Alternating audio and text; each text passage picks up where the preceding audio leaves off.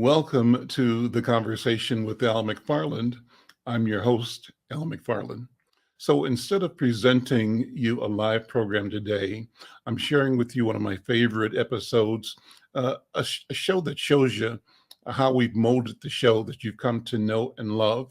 And while you're enjoying this show, I'm going to be working with my team to make the program even more informative, more insightful, and even more inspiring.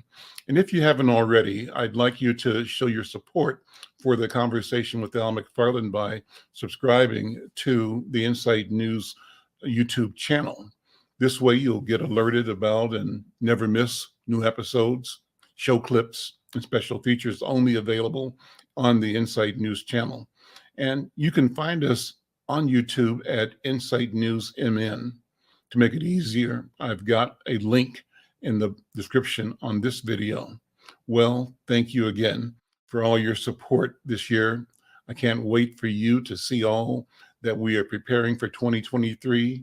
Now, my friend, sit back and enjoy this conversation with Al McFarlane.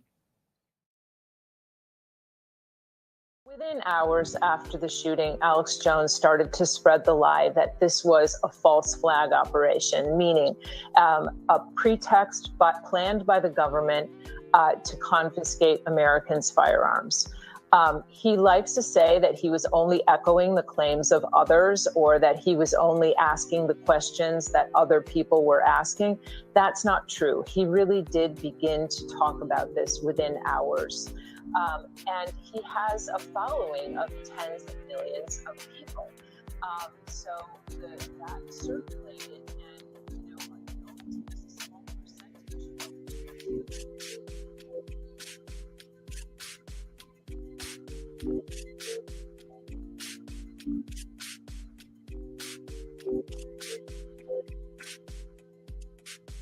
I'm Al McFarlane. Go ahead, station. Go ahead, KFAI. Usually we have the top of the hour announcements, but you're listening to KFAI 90.3 FM in Minneapolis and St. Paul. Thank you for being here. I'm Al McFarlane. This is the conversation with Al McFarlane. Today is Tuesday, August 9th, and we're pleased to have a program that is rich, important, timely. I want to welcome into the studio today virtually the mayor of Minneapolis, Jacob Frey, and the newly appointed commissioner of Public Safety, Dr. Cedric Alexander. Thank you both for being here. Good afternoon. Let me acknowledge my co-host, Brenda Lyle Gray, our writer reporter who joins this call every day with me. But Mayor, let me go straight to you and tell you, number one, congratulations on your choice, your pick, and to Commissioner Cedric Alexander, welcome to Minneapolis. Thank you. Mr. Mayor, talk about what you did Monday in getting the Commissioner of Community Safety sworn in. Well, thank you so much for having us here, Al and Brenda. This is momentous for our city because we are setting up a new Office of Community Safety that is for the first time ever integrating the response between Minneapolis Police, Fire, 911, emergency management, and violence prevention all under one roof. And we knew that we needed a top caliber person that was able to manage all of those different entities at the same time. We found that individual in now Commissioner Cedric Alexander. And so he got sworn in just yesterday. And I'll tell you, he hit the ground running. He was running even before his swearing in took place. He's meeting community members. He's out and about. He's now gaining a deep understanding, which I'm sure he can tell you about what is presently happening in these respective departments and where we need to go from here.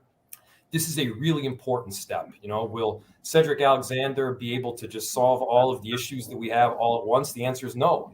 He's not superhuman, but he is an exceptional leader. He's the best possible person for this job, and I'm 100% behind him. Cedric Alexander, Dr. Alexander, thank you for being here. Congratulations on your appointment. And from what I can read, you are uniquely qualified in running a variety of departments. You've done this before. this is not your first time at bat with this particular specific assignment. First of all, talk about yourself, your background, and why you chose to take this challenge on. Well, first of all, thank you for having me on the show. And I certainly, again, would like to thank the mayor for giving me the opportunity to be here to become part of this community and to help him reach his desired goals in terms of public safety in this community, which he's wholly committed to.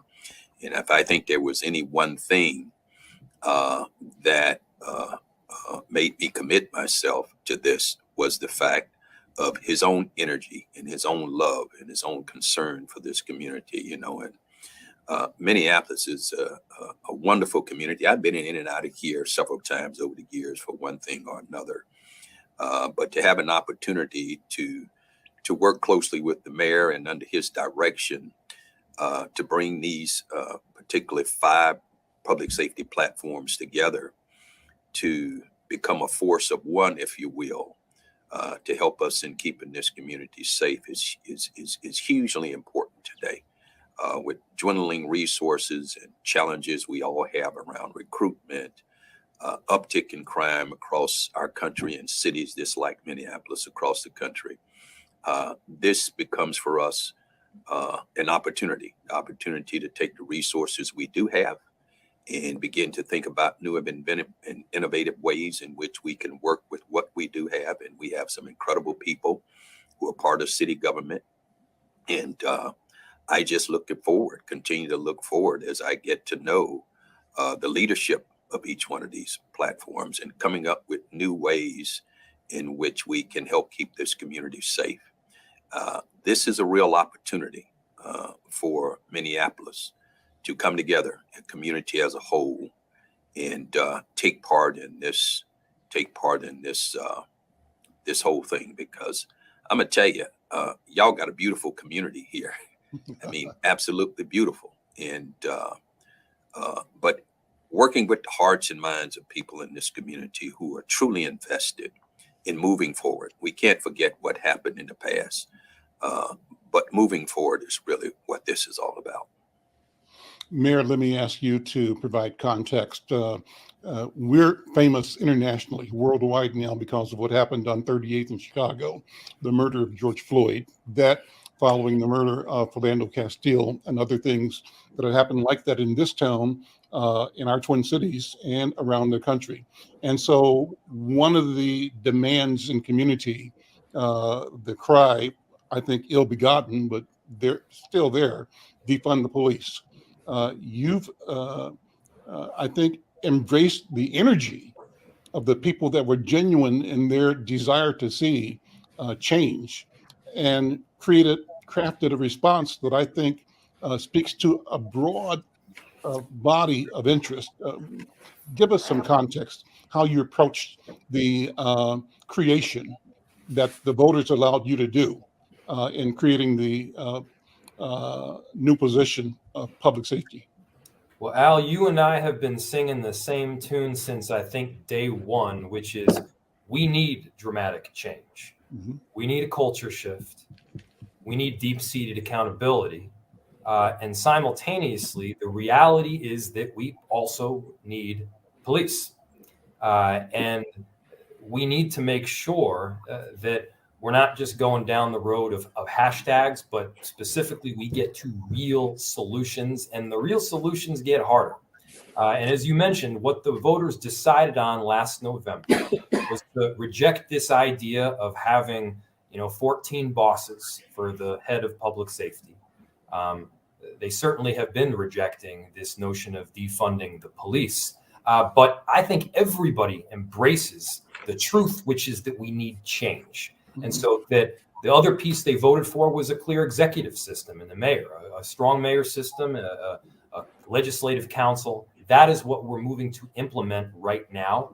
And perhaps the most important component of that implementation is setting up this Office of Community Safety, which I'll tell you should be a moment of unity. This is what all the people that were campaigning on question 2 wanted to see.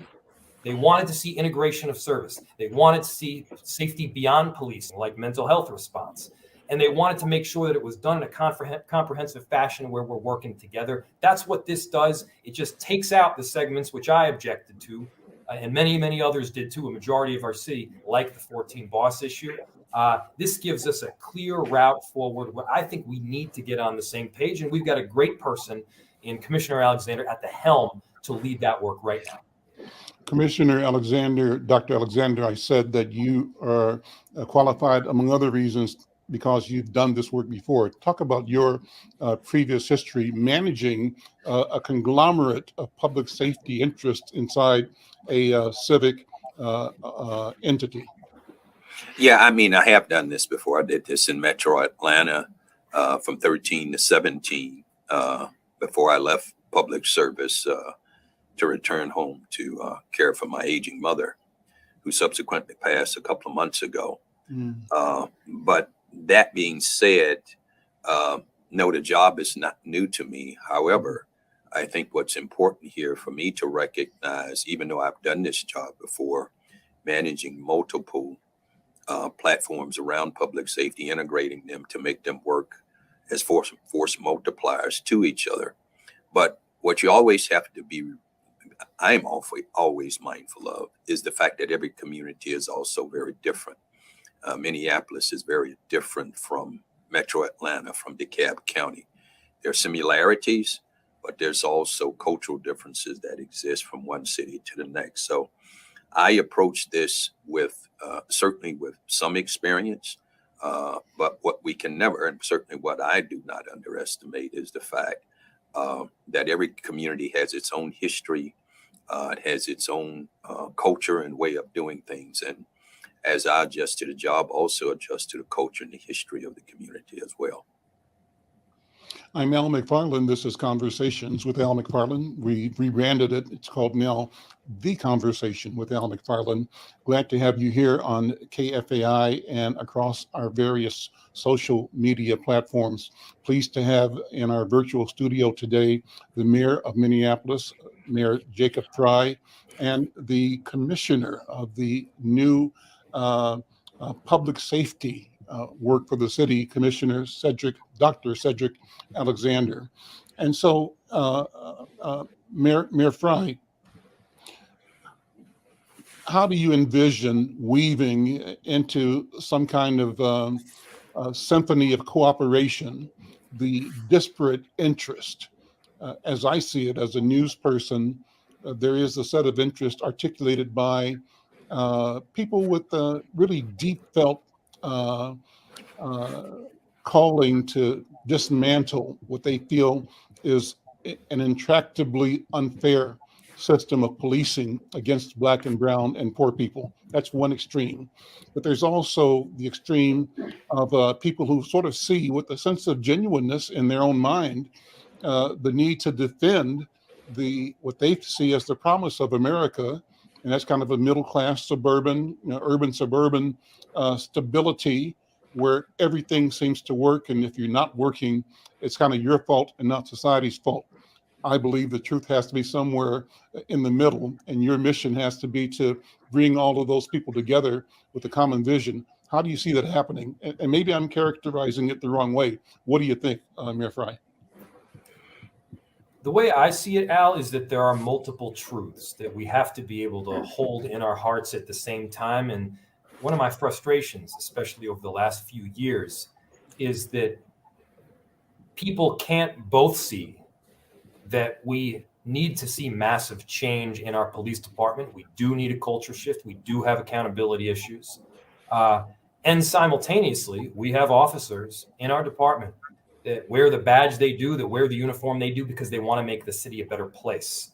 And that we need their assistance on a day-to-day basis in responding to some of the most difficult circumstances that people will ever face in life. Both of those things are true. And you don't need to just pick a camp or pick a side because these pieces are intrinsically linked. They're not mutually exclusive at all. Now, to get there, again, it's not simplistic. There's no magic wand fix. And one of the things that I've realized over the last couple of years is that First off, some of the best ideas that I've had are not my ideas at all. Second, while obviously I do have quite a bit of experience being the mayor of a major city, and I would argue probably more experience handling difficult situations than almost any mayor in the country, I don't have the level of experience, nor should I, that Commissioner Alexander does. And so you get the right seats. You get the most talented people to do the work, for instance, around safety, and you believe in them, and you trust in them, and you work alongside of them. That's what I intend to do with our newly seated commissioner here, recognizing that, again, it's going to take the best possible individuals, and I'm thankful that we got them. Commissioner, you were quoted in a, I think, CCO article saying that separation around issues, around who's on first and who's on second, has to come to a screeching halt. What do you mean by that? What I mean by that, in order to have good public safety in any community, and let's speak specifically to this one, is that police and community must come together for the ultimate protection that we all seek.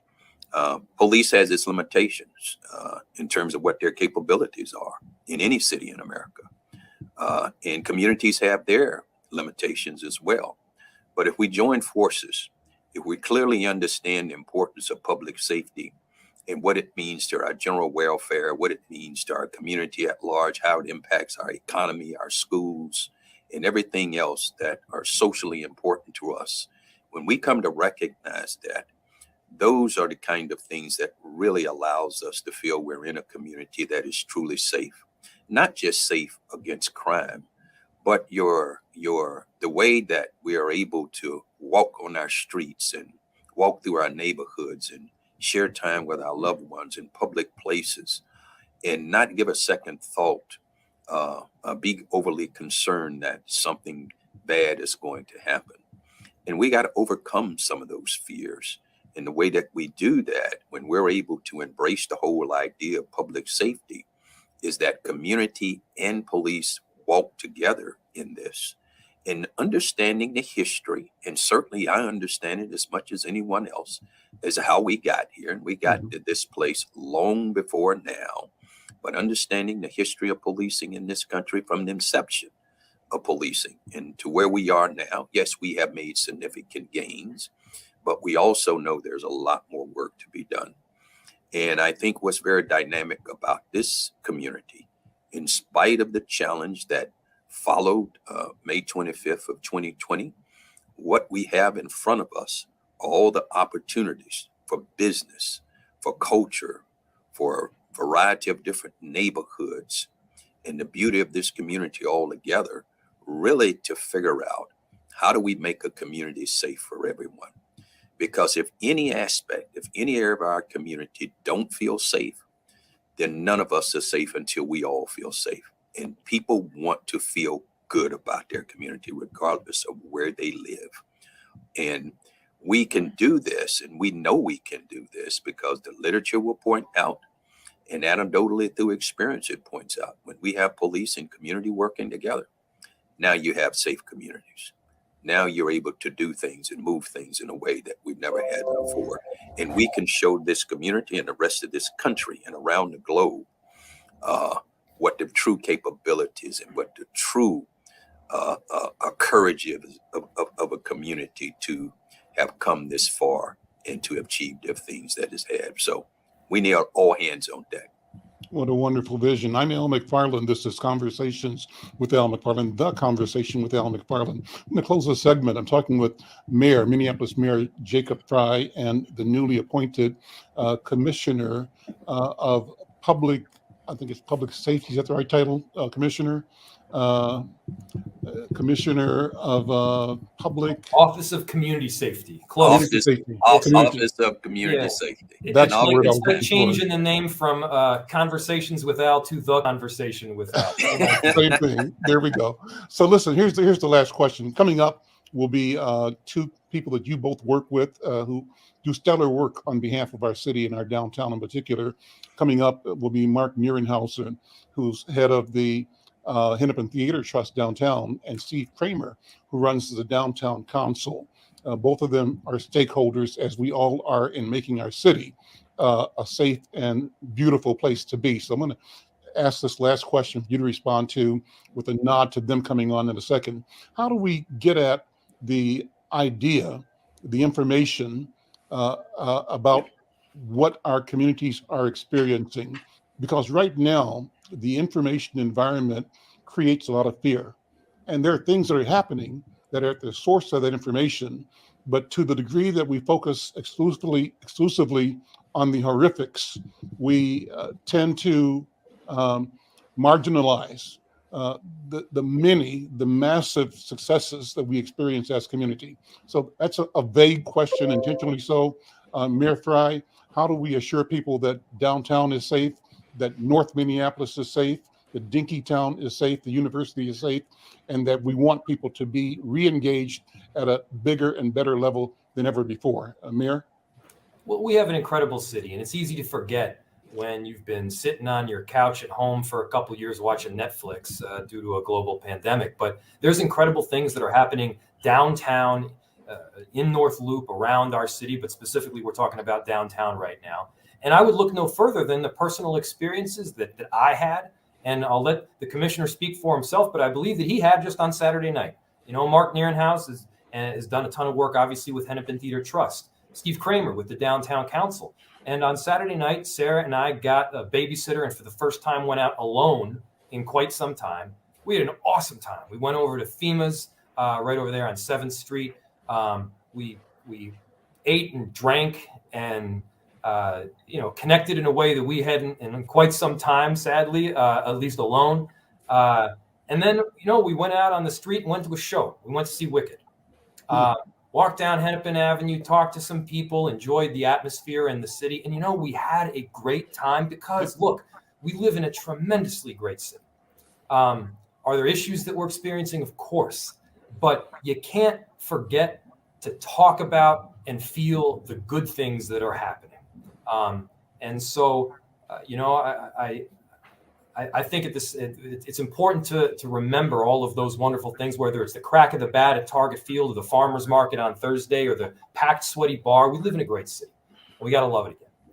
Commissioner, final word is yours. And think about, how do you communicate this intent, this intentionality, so that it induces a sense of equity, ownership, and involvement of the citizens of our city, particularly those that have seen themselves as marginalized historically?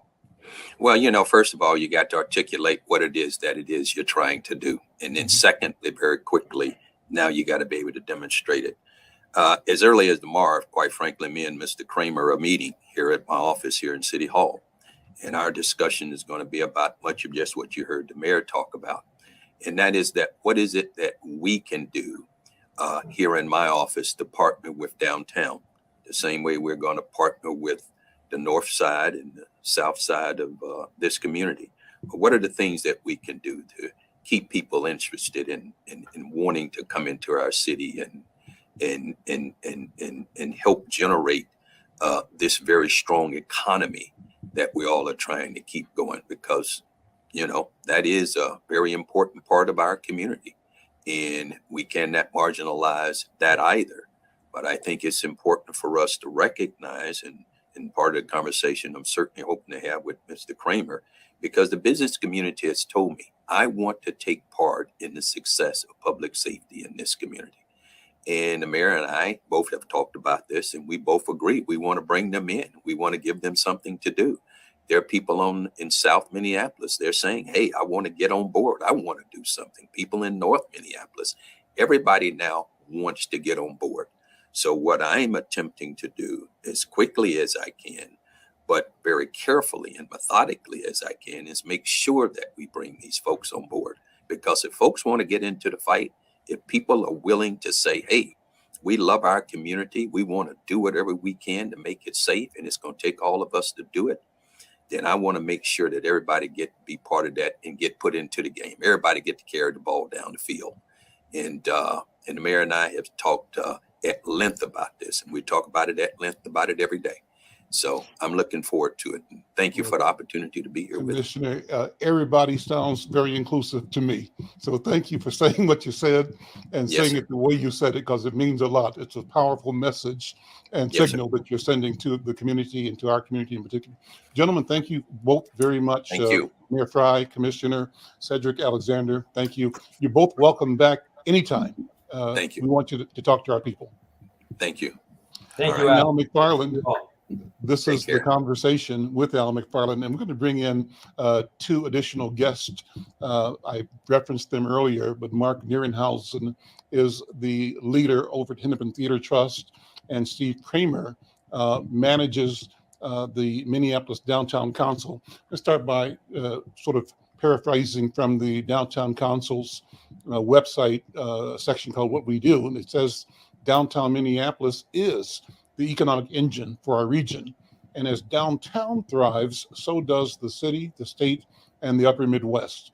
The Post says the Minneapolis Downtown Council is focused on looking toward the future and ensuring Minneapolis's downtown continues to be a strong pillar for the region now and in the future. We work with our members and partners to provide results that help downtown thrive. We collaborate as many hands make for an easier lift, and we strive in an inclusive community within all 5 of our downtown neighborhoods. That's a wonderful vision, Steve Cramer.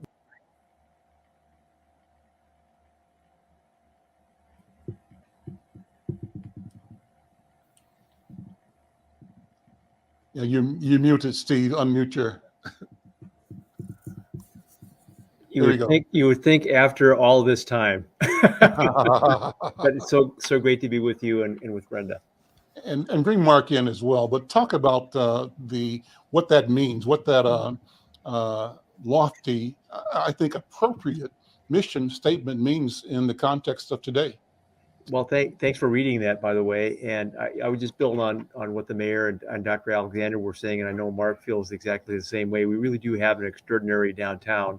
We've had a very difficult couple of years, but every downtown has had a very difficult couple of years. And so our challenge and our opportunity is to kind of bounce back to kind of that lofty set of aspirations that mission statement suggests. And I think we're well on our way, and we certainly have an opportunity to recreate parts of downtown that aren't going to be the same in this post-COVID era. But every opportunity is one to kind of build and make things better. So that's where we're heading, and couldn't think of a better partner to do it with than Mark Nerenhauser at the Hennepin Theater Trust. Thank you. Well, Mark, good to see you, my friend. I heard you were traveling, so thanks for taking time to jump in with us today, so people can know. The vision of the Hennepin Theater Trust is to, as your website says, advance the cultural and economic vitality of Minnesota through leadership of a dynamic arts district that's anchored by and defined by a major performing arts center that you certainly are. But I'll let you use your words to describe what your mission is to support that vision. Well, first of all, I appreciate the opportunity to be on here and echo what everyone has said to date. We're honored to be able to be part of a larger solution. I think, as Commissioner Alexander said, that we can't worry about who's on first. We have to understand that everyone gets a chance to carry the ball downfield. And I think our mission statement reflects that. You'll note that it doesn't just say our mission is to present the arts. Our mission is to present the arts in a way that benefits the citizens of the state and specifically enhances the economic well-being also. So that directly connects us with the work of the Downtown Council, the work and the vision of Mayor Frey and the commissioner, that we understand we are not simply the beneficiary of safety initiatives, but we have a responsibility, an obligation, and an opportunity to play an active role in the solution of that, because we understand the economic impact that we have when we bring almost 600,000 people a year downtown. And as you heard the mayor say, it's not just going to the show, it's It's about going out for dinner beforehand. It's about creating an image of the downtown. It's about projecting an image of this city to the rest of the world. And so we understand that it's not just about what other people do for us, but what we can do to earn our place as part of this great community and to make this truly a great community. Ask you both to reflect over the past 2 years. After George Floyd and the onset of COVID-19, our downtown, like many across the nation, was, in my view, these are my words, like a ghost town. I drove through, things were boarded up, there was nobody around, the streets were empty, and it was desolate. What I see now is vastly different, people coming back, and the presence of people downtown is both encouraging and heartwarming. But I also am conscious of an undercurrent, an undertow, a sense of tentativeness, because there is a concurrent uptick in personal violence. At least there's the perception of that.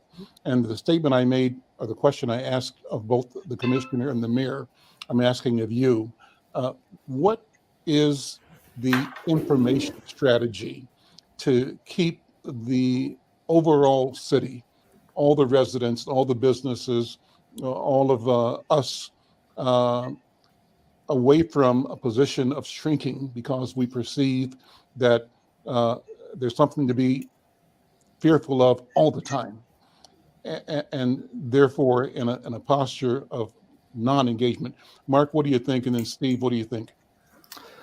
Actually, I'm going to defer to Steve first, because the Downtown Council's done a really great work in leading the efforts of all of us who are part of the downtown to help understand how we communicate these things. So Steve, if you want to go first, then I'll tag along after. Great. Not to usurp your role, Al. I'm sorry. That's how we do it. That's fine. Great. Yeah. Well, first, Al, I will affirm your point. I've been downtown for this entire 2+ years, and it's been a journey, but certainly we're on the right track. We see about 55% of office workers back at some point during the week. That's 5 times what it was when we started measuring that metric in early 21.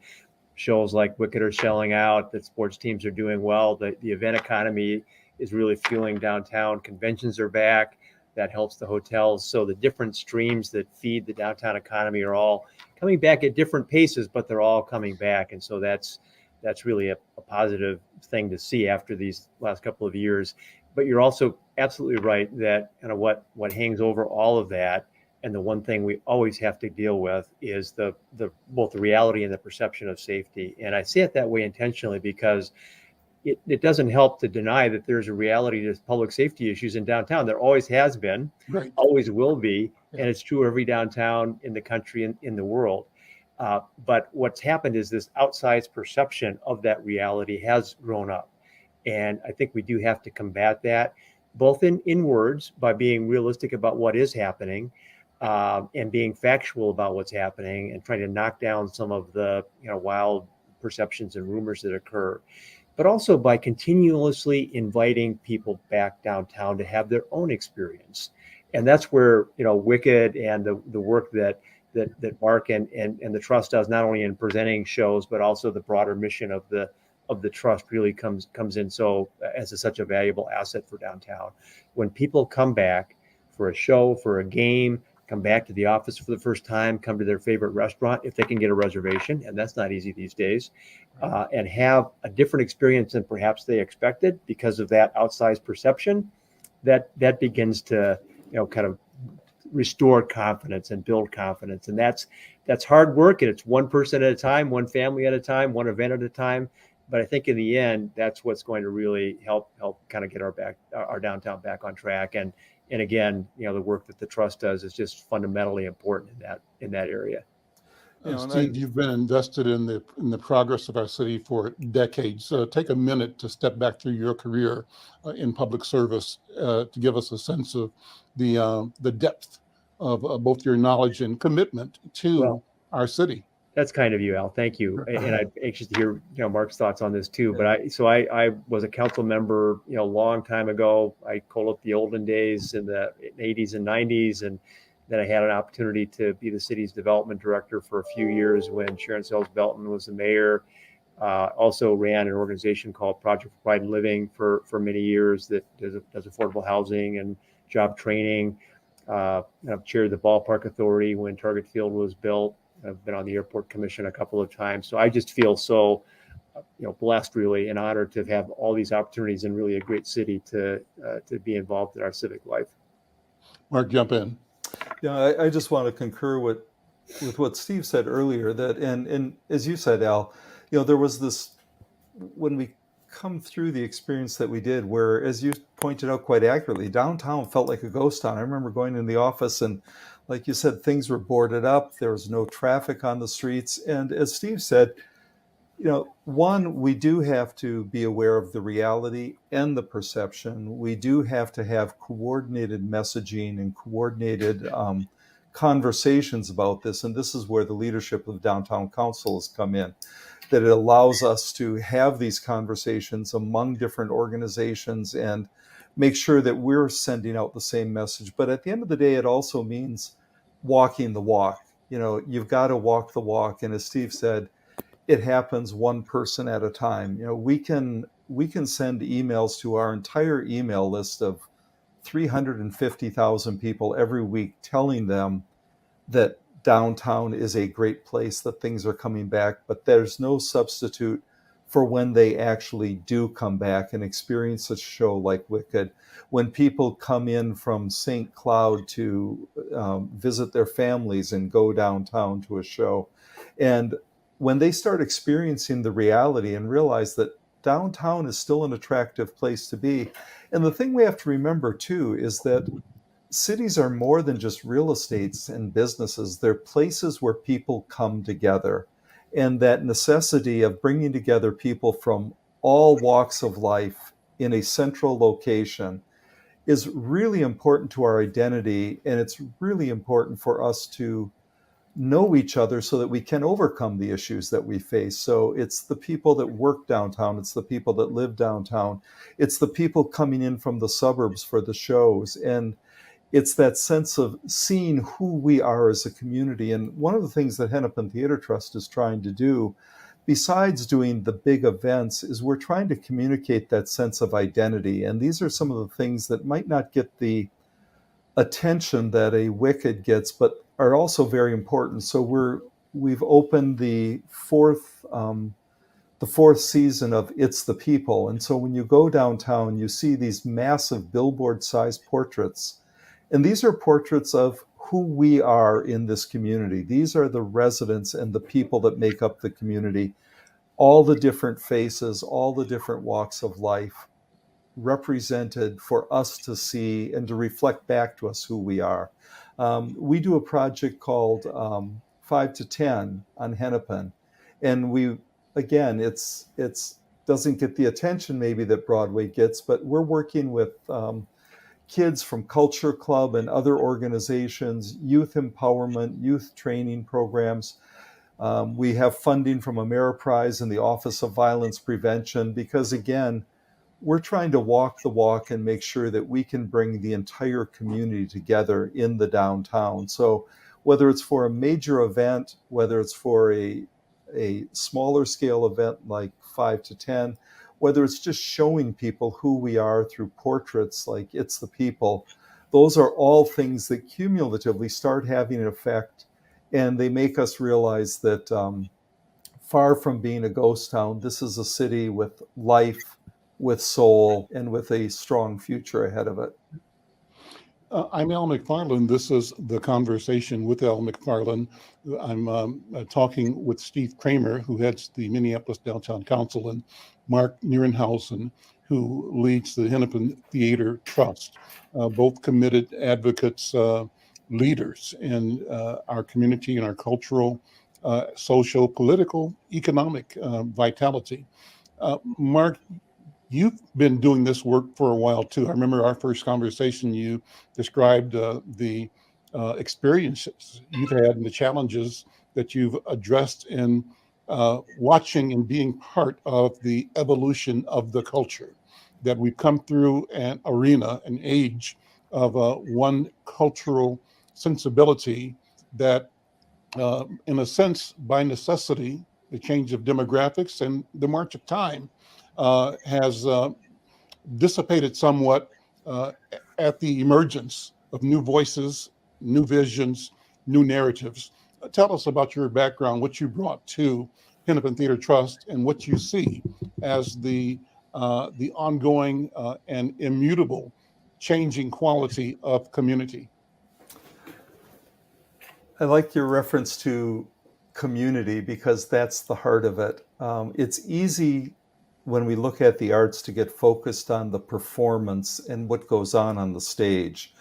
But it's important for us as civic leaders, as cultural leaders, to understand that above and beyond the value of what happens on the stage, there are values that these institutions create for the community. So you don't have to love Wicked to know that it's important for people to come together for events because of the economic benefit. You don't have to love the work that the kids are doing on stage at 5 to 10 to understand that it's important to engage young people in productive, creative ways that inspire them and give them hope for the future. And you don't have to be an art critic, a visual art critic, to appreciate that having portraits of the people of the community in 30-foot high banners in the middle of our downtown makes a statement. And so for me, that's the important thing. And that's been the definition of my career. I've had the great good fortune to work in a number of major cities, Dallas, Fort Lauderdale, Nashville, and here. And in all of them, it was that understanding that arts organizations matter as art, but they also matter as civic drivers. And it's incumbent on us to understand how we can intentionally use the arts to also advance this larger civic agenda. And the way we do that is by being welcomed into conversations with civic leaders such as yourself, with organizations like the Downtown Council, like the mayor's office. And we can't do what we do unless we have an invitation to be at the table. And one of the great things about this city is that the leadership of the city understands that the cultural organizations have a role to play in building community. Our job is not just to sell tickets to shows. Our job is to make this a better community. And so I could not imagine a better place to be. And yes, these times have been particularly challenging these last 2 years, but I think these times also show us why culture matters. I mean, when we first reopened after being shut down for almost 2 years, people had tears in their eyes in the theater, not because of the show itself, but just the fact that they were together experiencing something with other people. And that experience, it wasn't the fact that they were experiencing art, it was the fact that they were experiencing something with other people. And so whether it's baseball games, whether it's the Aquatennial Parade or the Pride Parade, whether it's the fireworks, whether it's Wicked or 5 to 10, our ability to bring people together is what ultimately defines what a downtown is and what a city is. So I've had the great good fortune to be able to work in that sector and continue to work with great colleagues here in the sector. Mark, I love that you've mentioned Wicked at least 10 times so far. You know, as you my should. marketing people are keeping track. I'll get yelled at if I don't, Al. Always got to move the product. That's exactly it. But I want to make sure that we give you intentional time to share other events, more on Wicked, number one, because that presentation is exciting, but Right. other events that are going on at Hennepin Theater Trust, because I think it's critical that what you're doing right now is giving people important information. So I want to make sure that you have the time to go down your checklist and invite people to come and support, to check out, to be moved by, to be transformed by being in each other's presence. And Steve, I want to do the same thing with you, because I know the Downtown Council is doing a lot of stuff. And if you would maybe talk about some of the things that your partners in the downtown commercial and business arena are doing with a certain intention to support this idea of reinflating and reinvigorating our community. Steve, I'll go to you first and then come back to Mark. Mark, get your notes together so that you can run the whole list, okay? Well, Al, the first thing that comes to mind is actually something we have done for the last couple of years with Hennepin Theater Trust, which is a chalk art festival that will be this weekend in downtown, both on Nicollet and Hennepin. And there's just some amazing chalk artists that will put displays on the sidewalk that just will be mind-blowing. So hopefully we'll get some folks down to see that. But, you know, in addition to that, all of obviously the sports teams, the theaters, the Minnesota Orchestra has done a number of outdoor events in the renovated PV Plaza, which have just been delightful. All of that, as I said earlier, all of the programming and the events are really drawing people into downtown. There'll be more than 5 million tickets sold collectively across all of those venues in this year, and that's really pretty amazing. And then our major employers are all working in their own way with their workforce, with their workers to kind of bring them back to the office under flexible work policies. And we know that that's the reality, and it may be for some time. I don't know if it will be long-term durable, but for the immediate future, certainly the idea that folks are going to come into the office a little less regularly than they did before is a reality. So that's something that we'll have to adjust to in terms of the workday economy. There'll just be fewer people here on a daily basis, and the midday weeks will be the most busy days for sure. So that's something we'll take into account. But overall, I think there's a good spirit downtown. People are really enjoying seeing life come back to downtown Minneapolis, and I think that momentum is going to continue. I saw something in a press release a few days ago about sort of innovative engagement of small businesses at the retail level. I'm presuming that means you're doing things to really make it easy or easier for startups to get a foothold downtown. Talk about that. So that's a great example of what might be viewed as a challenge, which also can then be flipped over and be seen as an opportunity. The challenge is that some of our retail spaces at the Skyway and the street level are vacant right now, and the prospects perhaps for kind of filling those with traditional retail leases is not as great as it was in the pre-COVID era. But the opportunity then is for a group like ours to work with property owners throughout downtown to create a lease arrangement where minority owned and operated businesses can come into the downtown market and really on an economic basis that works for them, and have access to this market, which is beginning to grow back. And so it's called the Chameleon Shops program. We now have 5 full-time stores at three different buildings downtown, with expansion plans for the next couple of years. And I think it's a great, again, a way to see a challenge in downtown become an opportunity in a way that also kind of reflects our shared value that downtown is for everyone, and that everyone needs to find their place downtown, including business people that perhaps never really thought they could be in the downtown marketplace. At every one of the ribbon cuttings for these 5 businesses, the business owner said, all of whom are minority owners, said something along the lines of, "I never in my wildest dreams thought I could have a business in downtown Minneapolis." And so that's, we want to continue that kind of work and look for other opportunities out of the challenges that these last couple of years have presented to us. Brenda and I interviewed on this program the owners of the new bookstore. Oh, that's fabulous. On their opening day, as a matter of fact. And it was a great interview, a great story, a great vision that they have in bringing that particular project online. Brenda, you remember that interview with the sisters that are opening up the bookstore? In the IDS Center. Right there at IDS, the iconic office tower of our city. So it's just a wonderful story. And so that's cool. And so to the degree that you're able to, so the opportunity you're saying, Steve, is that the challenges are what they are, and it means we have to be innovative and creative, Exactly and right. use it as an opportunity to open doors and to broaden connectivity with other people. Mark, let me Exactly. go back to you, and we got about 7 minutes left on the show. Okay. I'm going to give you as much as you need.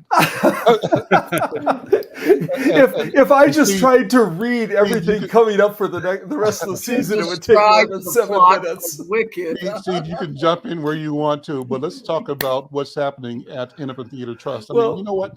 yeah. So Minneapolis and St. Paul, but Minneapolis has such a phenomenal theater scene that it's really rich. Last week, we also interviewed, Brenda and I, one of the stars of the play at the Guthrie, the current play at the Guthrie.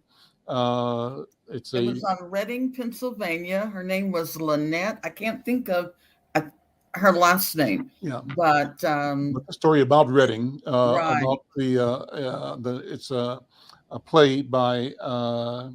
I'm showing my age now, and I don't have my Both notes in of front us. of me. But the playwright is a two-time Pulitzer winning playwright, and this play is one of two that play that a Pulitzer Prize was won for, and that's going on right now at the Guthrie. Sweat, and we talked to one of the stars of that play. So a lot of good stuff between the Guthrie, the Walker Art Center, Hennepin Theater Trust, and many other venues. Great stuff is happening in our town. So, Mark, what stands out to you, and what do you want to make sure people don't miss? Well, you and Steve both hit it. I think when you talk about this being an amazing cultural center, we are known nationally. I mean, I've got the great good fortune of meeting with colleagues around the country and around the world, and it always amazes me that when I meet people, their reaction is, "Oh my gosh, Minneapolis, I can't wait to visit there." And we are known worldwide for the quality of culture, the amount of culture, and the degree to which it's woven into the very fabric of the community.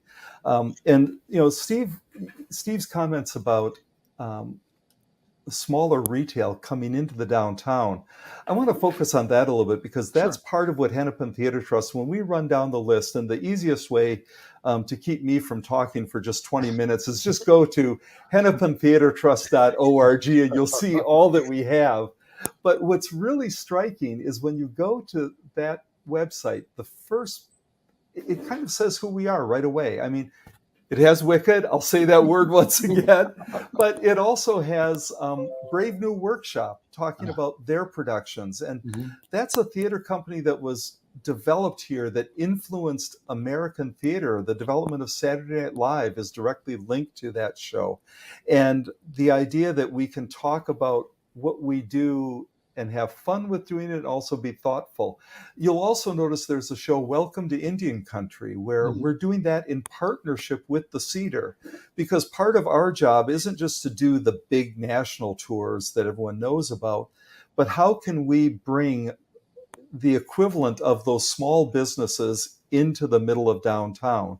So we use our platform to partner with other people and to highlight the work they do. So this is also about making the Cedar a stronger organization. You'll see that one of the art exhibits that we're opening is the faculty exhibit for the Minneapolis College.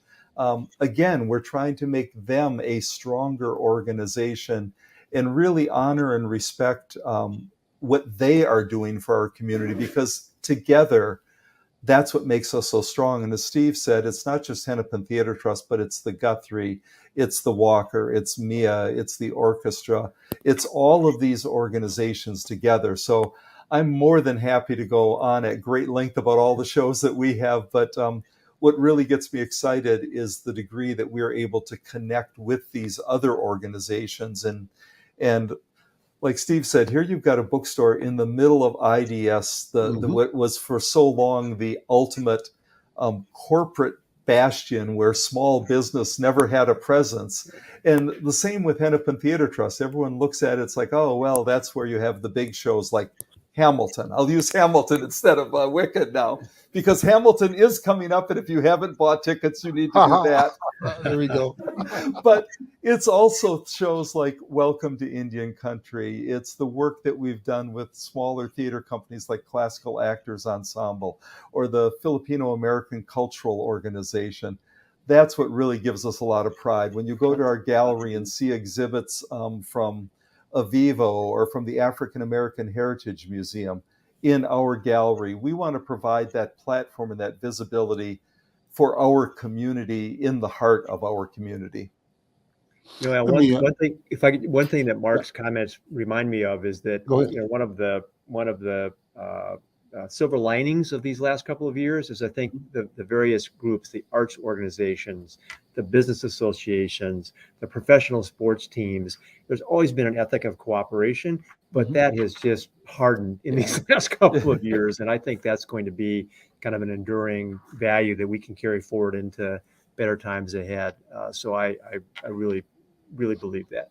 Steve, let me ask you to reflect on, given your long history in the Minneapolis political and cultural scene.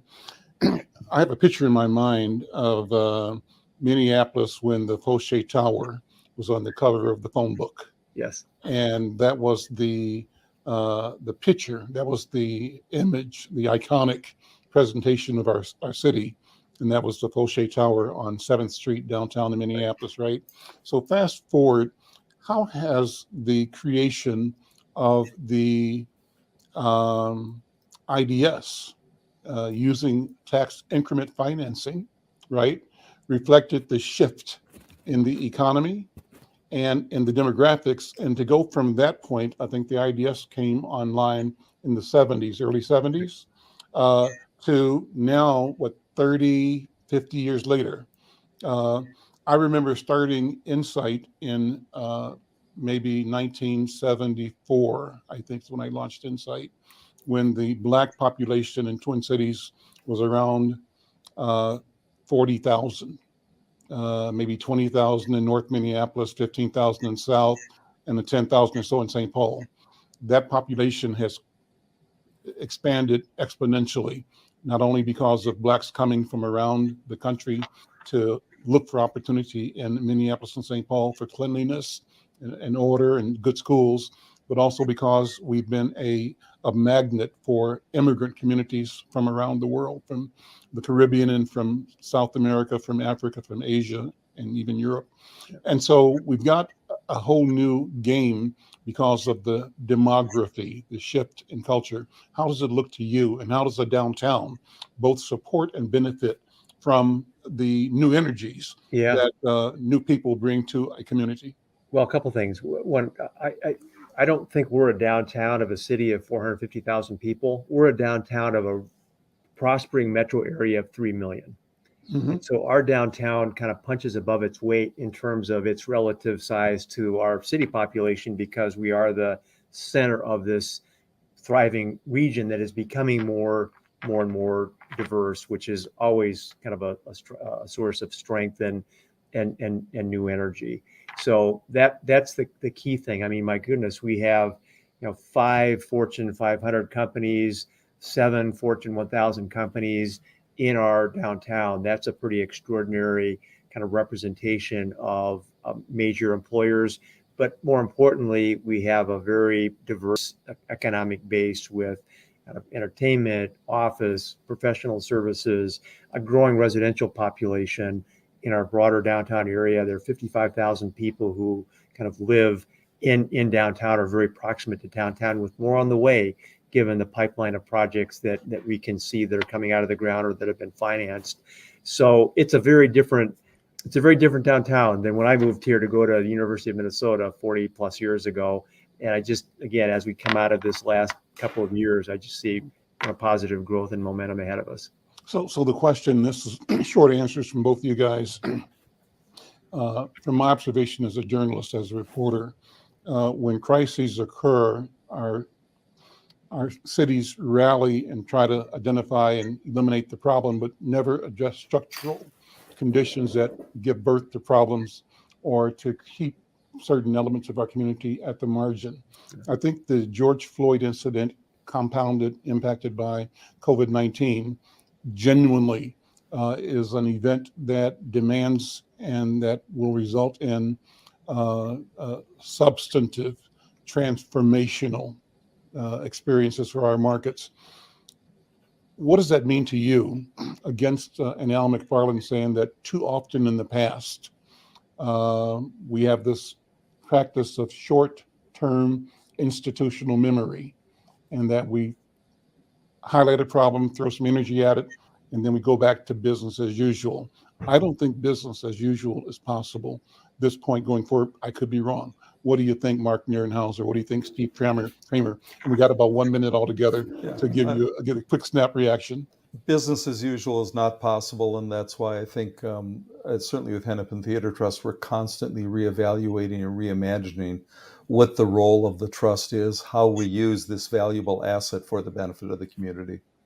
Steve, last word is yours. Yeah, we're Al, for all the reasons you stated, we're about to enter into our next planning process to try to envision the next decade for downtown, and I think it'll be very much animated by the importance of inclusion, the importance of fighting the status quo, and just again identifying those opportunities out of the challenges that we now face.